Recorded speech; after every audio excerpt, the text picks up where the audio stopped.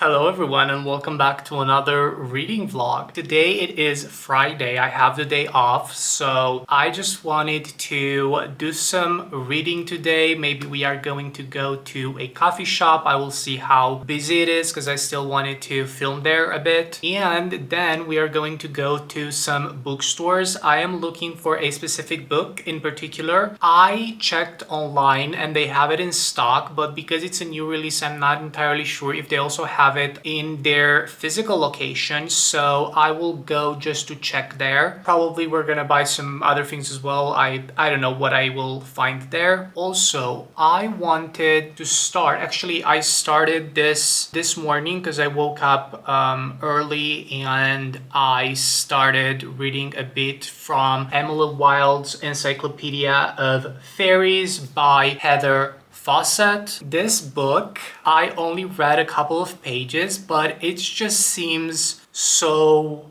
whimsical and ethereal. I want to read more of this. That being said, let's get ready to go out.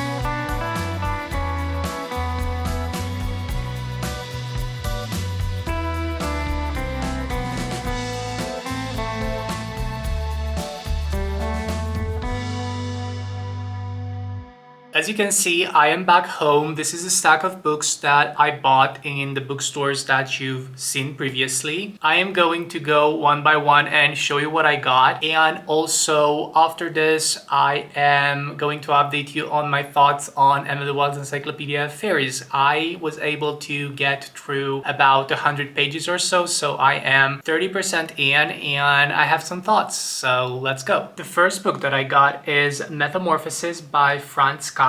I have actually read this book, but I think I was a bit too young to understand the meaning of it, and I wanted to revisit this. I do not have the copy that I read from when I was in school. I think I borrowed it from the library at that time, and I read the Romanian translation. So I saw this gorgeous cloth bound, I think it is from the cloth bound collection of Penguin Classics. It doesn't say anywhere on the actual book, but it just is really pretty. I like this shade of yellow, and also on the back, this is the spine. Hopefully it's focusing. There we go. Okay, this is the spine. So this is Metamorphosis by Franz Kafka, and also the name of one of the most iconic albums, Metamorphosis by Hilary Duff.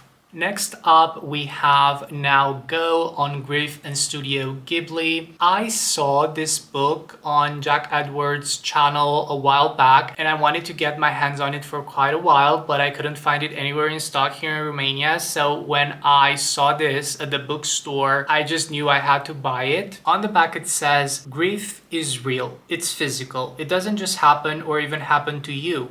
It is there, next to you, always. Grief is all around us, even at the heart of the brightly colored, vividly characterized, joyful films of Studio Ghibli. They are racked with loss of innocence and love, of the world itself and our connection to it. Whether facing the realities of death, the small and continual losses we encounter through our daily lives, or the anticipatory grief of the environment's ongoing decline, each has a distinct presence in these beloved films, with their own lesson to hold close in our lives and comfort to be found. Now Go enters the emotional waters to interrogate not only how Studio Ghibli navigates grief, but how that informs our own understanding of its manifold facets. Touching on some of the cornerstone films and characters from My Neighbor Totoro, Spirited Away, and beyond, and their intersections with his own life, the broader spectrum of loss, and how we can move forward, Smith invites us to consider how these beacons of joy offer us winking light in the darkness. This is Now Go on Grief and Studio Ghibli. Next up, I have bought the Shepherd King duology. I've seen these books everywhere on YouTube, just on YouTube because I don't have a TikTok, but I'm sure they were popping off there too. I saw Sarah Caroli read this in one of her videos, but it was like a while ago, and I remember really liking the premise of these books. I couldn't really find both of them in stock at the same time until now, so when I saw these, I just wanted to buy them because I want to read this soon. I don't really know or remember what the duology is about, but I will read the blurb of the first book because I don't want to get us spoiled for the second one. So it says Elspeth? Am I reading this correctly? Elspeth? Elspeth. I keep wanting to say Elizabeth, but it's not that.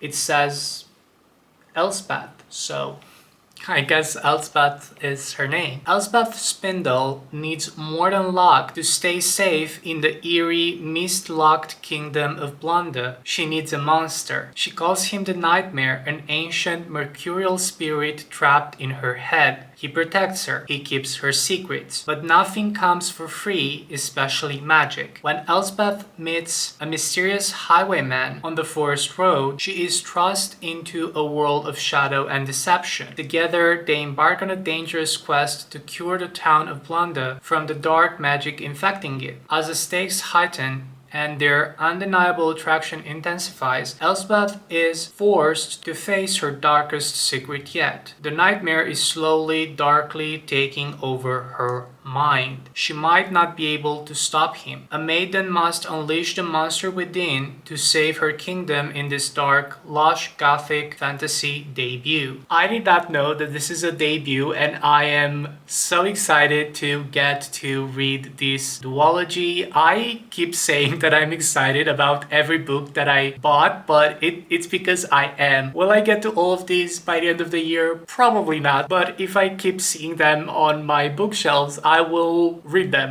at some point. The second to last book that I bought is Violets, and I'm not gonna lie, I was attracted by the cover of this, and when I read the blurb, I was so intrigued by it. It says, South Korea, 1970. San is a lonely child ostracized from her community. She soon finds a friend in a girl called Name, until one afternoon changes everything. Following a moment of intimacy in a minery field, Name violently rejects San, setting her on a troubling path. We next meet San, aged 22, when she happens upon a job at a flower shop in Seoul's bustling city center. Over the course of one hazy, volatile summer, San is introduced to a curious cast of characters: the mute shop owner, a brash coworker, kind farmers, and aggressive customers. And fueled by a quiet desperation to jumpstart her life, she plunges headfirst into obsession with a passing magazine photographer. Throughout it all, San's moment with Name continues to linger in the back of her mind. A story of thwarted desire, misogyny, and erasure, Violets reveals the high stakes involved in one woman's desperate search for both autonomy and attachment in an unforgiving society. This sounds amazing, and this is also translated by Anthony Her.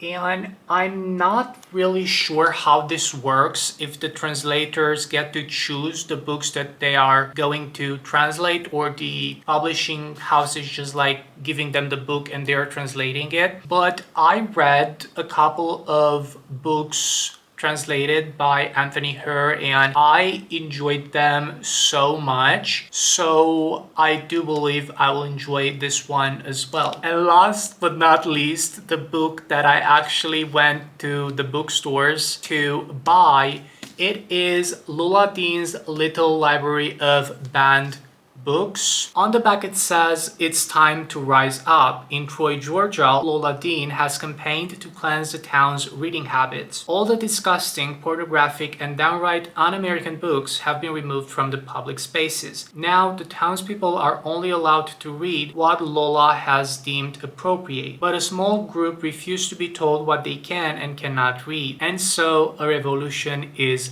coming. I was so excited to pick up this book. Now let's talk about Emily Wilde's Encyclopaedia of Faeries by Heather Fawcett. This is everything I wanted and more, and granted, I am only 100 pages in, about 30% or so. I enjoy this so much. I feel like the town is such a nice backdrop for this story. You are following, obviously, Emily Wilde, who is a weird person. She is not great at reading social cues, and I felt very seen when I read that, because I am too a very weird person, I feel like, and I'm not that great at reading people in social situations. So she is just so funny without intending to be funny. We are in her POV, and we are finding out about her motivation to write this Encyclopedia of Fairies. We started the book by following Emily Wilde as she is settling into this town where she traveled to in order to write more about this specific type of fae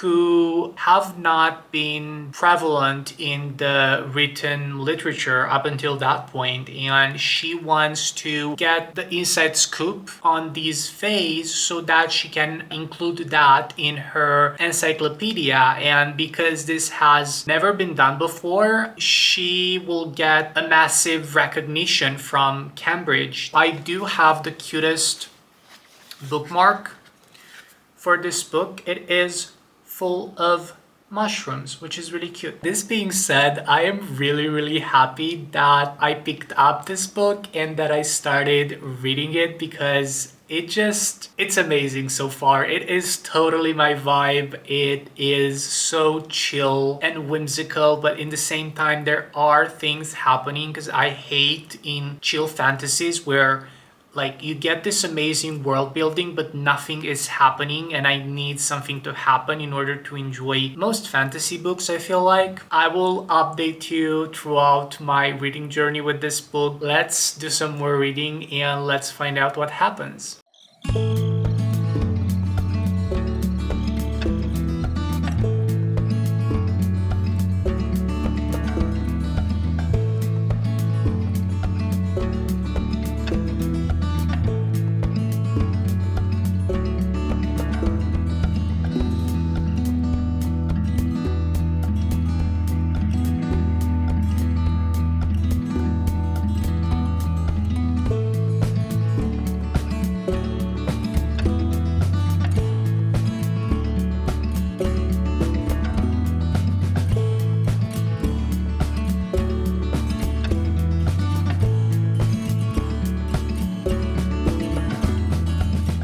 Hello everyone and good morning. It is Saturday. Today it is 6:30 in the morning. Yesterday evening I did not read that much from Emily Wilde. I have started this really short story called The English Understand Wool by Helen DeWitt. It is not a long book. It is about 65-70 pages or so. It is very short, very interesting so far. I don't think I've ever read something like this. I still have 15 pages or so, so I will read that now and I will update you guys when I'm finished. I have finished The English Understand Wool by Helen DeWitt. This story took me completely by surprise. It is definitely subverting expectations. You start, very tame with this girl who's just telling us what her mother is doing, and all of a sudden it just takes this turn and she gets a book deal, and her publicist and her editor are kind of trying to coerce her to write about her feelings and trauma and emotional impact that the thing that happened with her parents basically did to her. And she's like, look, I'm just a girl. I'm just a girl. I would highly recommend you read this book if you have an hour and a half, 2 hours free and you don't know what to read. This is a very enjoyable and also kind of gut-wrenching story about how messed up the book industry and the publishing industry is, and how they are trying to exploit the authors, and how important it is to read your contracts before you sign them. The English Understand Wool was a joy, and for a book this short, honestly, just go read it. It is exquisite.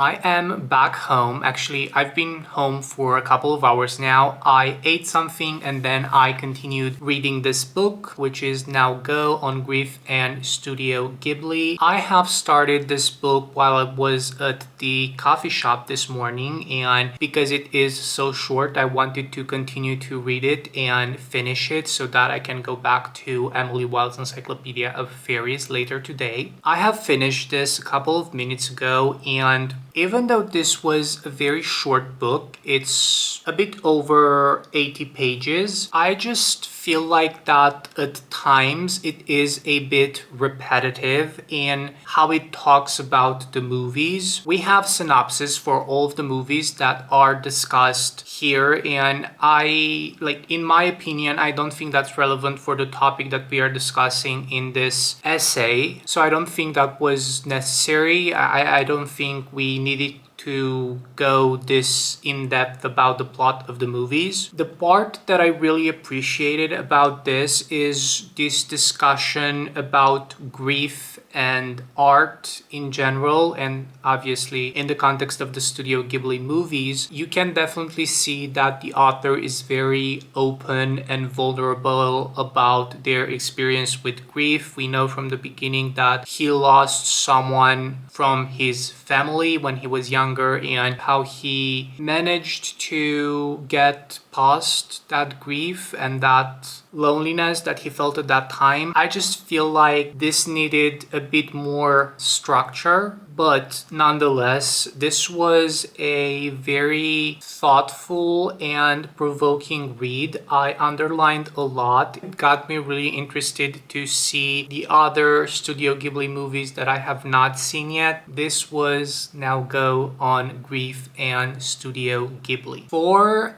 Emily Wilde, I have not made progress with that today. I have it here.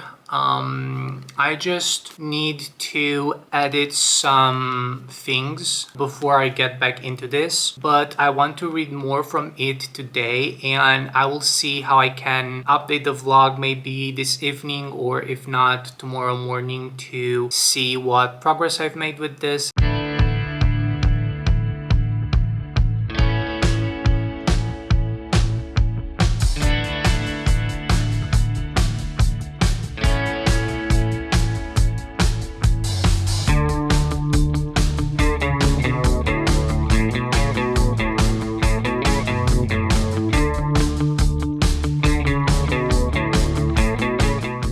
Hi, good morning. It is the next day, and yesterday night I stayed up quite late in the night to finish Emily Wilde's Encyclopaedia of Faeries by Fawcett. I enjoyed this book so much. Granted, I don't know how I feel about the last 50 pages or so. It is very cute. The setting, the backdrop of this book, it is very whimsical. It takes place from like October until February, so the landscape is full of snow and just the backdrop of the woods, of the forest. You are following Emily as she is having all of these different encounters with the Fae, and it is cozy for about 60%, the first 60% of the book, and then it just like dials up to 100 and some things are starting happening, which again, as I said, I'm not sure how I feel about the last mission that she had, but it was still enjoyable. This is still a really, really nice read. She has this quote-unquote academic rival back at Cambridge. His name is Wendell Bumblebee, and he is writing to her a letter, and he's like, oh, I miss how your typewriter sounds when you write on it, or something like that, and it's the most corny thing ever, but it works because she is very unaware of any social cues. So when Wendell comes in this town, in this village, to supposedly help her with her research, there is some tension going on, which I quite like. Their dynamic is so cute, and I am very happy that this is not focused on their romance. Like, you get glimpses of it, but it's not overpowering the story. It's not the center of the story, which I quite appreciate. The Fae in this book, they are of the, I don't know how to describe them other than the holy black type, meaning cutthroat, wicked, mischievous little fairies who, actually I shouldn't say little because there are also the tall ones in this book, which are this like super large, frightening fairies who are doing some things to the people in this town. This is Emily Wilde's Encyclopaedia of Faeries. I am so happy that I finally read this book. I had it on my shelves for quite some time now, and I always wanted to pick it up. Now I also have the second book in the series, which is Emily Wilde's Map of the Other Lands. I don't think I want to read this book just now because I want to save it for the end of fall, beginning of winter. Also the third book, and I think the last installment in this series, Emily Wilde's Compendium of Lost Tales, I want to say. I hope I'm remembering that correctly, is coming up early 2025. I'm planning to read the second one by the end of this year or